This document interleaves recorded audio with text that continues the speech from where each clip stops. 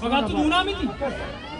Duuba shamarreen Oromoo takka waan jetteen isin hima. Haqa qabdan shamarreen Oromoo warri ijjitan hundi keessan dhugaa qabdanillee ammas. Yoonii fi dhiirti Oromoodhaa arra mucaa kana awwaallatteetum ol garagaltee ansoolaa mataa marattee harrafti taate dhiirti teenya waan jala ciisanii irraa horan hin qabdu. Itti dhageeffadhaa dhiirti Oromoodhaa ni jirraa qofaan hin jiru. Bishaan deemu. Bishaan ciisu bishaan deemu kaasaa jira. Yoo jireenyi keenya wooma takka qofaaf ta'e malee hin jirru jarana. Hin jirru.